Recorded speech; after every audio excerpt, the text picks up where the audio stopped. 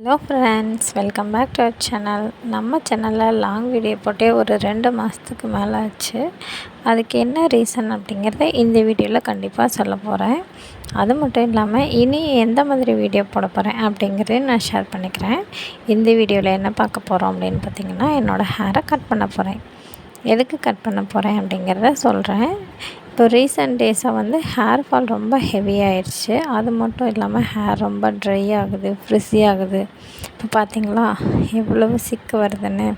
இந்த பிரச்சனையினால் அந்த split ends மட்டும் கட் பண்ணிக்கலாம்.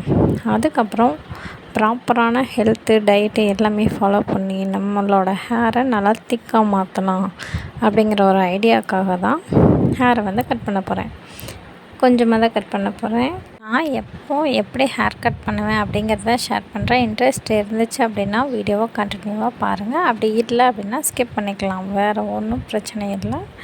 இப்போ ஹேர் கட் பண்ணுறதுக்கு முன்னாடி நல்ல ஒரு ஹேர் மாஸ்க்கு போட்டு ஹேர் நல்லா வாஷ் பண்ணிவிட்டு நல்லா சிக்கி எடுத்துடணும். நல்லா ஈக்குவலாக சிக்கி எடுத்துகிட்டு 2 பகுதியாக பிரிச்சுட்டு எண்டில் எல்லாமே நல்லா சீவிக்கலாம். இப்படி உருவினாலே முடி கையோடு வருது. வேர்லேருந்து எனக்கு ஸ்ட்ரென்த் இல்லாமல் போயிடுச்சு. முடியும் பார்த்திங்கன்னா ரொம்ப மெல்லிசாயிடுச்சு. ஒவ்வொரு முடியுமே மெல்லிசாயிடுச்சு. இப்போ பார்க்க நல்லா பவுன்ஸியாக ஷைனிங்காக தான் இருக்குது. பட் அந்த ஹேர் நல்லா ஸ்ட்ரென்த்தாக இருக்கணும் இல்லையா? ஸோ அதுக்காக தான் கட் பண்ண போகிறோம். பார்த்திங்களா, பாத்ரூம் தேய்க்கிற ப்ரெஷ்ஷு மாதிரி இருக்குது கீழே. ஸோ இதை கொஞ்சமாக கட் பண்ணிக்கலாம். கட் பண்ணிவிட்டு அதுக்கப்புறம் தான் நான் நிறைய வீடியோஸ் எடுக்க போகிறேன். நெக்ஸ்ட்டு பார்த்திங்கன்னா, இந்த வீடியோ எடுத்தே ஒரு 2 மாதம் இருக்கும். இப்போ தான் வாய்ஸ் ஓவர் கொடுக்கவே டைம் இருக்குது. ஸோ நான் எவ்வளோ வீடியோ எடுத்தாலும் எனக்கு வாய்ஸ் ஓவர் கொடுக்க டைம் இல்லை அப்படின்னா கண்டிப்பாக வீடியோ போஸ்ட் பண்ணுறதுக்கு டிலே ஆகும். பார்ப்போம் எப்படி வீடியோ போஸ்ட் பண்ணுறேன் அப்படின்னு. நெக்ஸ்ட்டு பார்த்திங்கன்னா, இப்படி நல்லா ஈக்குவல் பண்ணிவிட்டு எவ்வளோ ஹேர் கட் பண்ணுறோமோ அதை சிம்பிளாக தான் நம்ம ரப்பர் பேண்ட் போடணும், முன்னாடி போடணும், இதுக்கு ஒரு ஆள் வரணும் அப்படிலாம் நான் பார்க்க மாட்டேன்.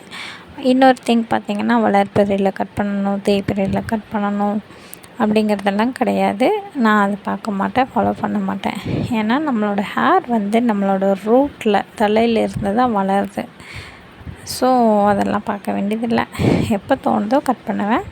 ஆனால் கண்டிப்பாக ஒரு வருஷத்தில் பார்த்திங்கன்னா ஒரு 2 டைம் இல்லைன்னா 3 டைம் கண்டிப்பாக எண்டில் கட் பண்ணுவேன். அப்போ தான் நல்லா ஹேர் க்ரோத் இந்த மாதிரி ஸ்ப்ளிட் எண்ட்ஸ் இல்லாமல் ஈக்குவலாக வளரும். ஒரு சிலர் நினைப்பீங்க, எனக்கு ஹேரே ரொம்ப கம்மியாக தான் இருக்குது, அதை கட் பண்ணிட்டா நீ எப்படி க்ரோத் பண்ண முடியும் அப்படின்னு. என்னோடய ஓல்டு வீடியோ 2021 பார்த்திங்கன்னா ரொம்ப மோசமாக இருந்துச்சு. அந்த ஃபோட்டோ கூட அட்டாச் பண்ணுறேன். அந்த ஹேரையுமே நான் கட் பண்ணிவிட்டு டெய்லியும் மடித்து போட்டேன். அந்த டைமில் எனக்கு ஃபஸ்ட்டு பேபி இருந்ததுனால வீட்டில் தான் இருந்தேன். ஸோ பின்னல் டெய்லியும் மடித்து போட்டேன். அதே மாதிரி ஃபாலோ பண்ணிட்டு வந்தீங்கன்னா நல்லா பெரிய பின்னல் போகிற அளவுக்கு ஹேர் கண்டிப்பாக ரீக்ரோத் ஆகும்.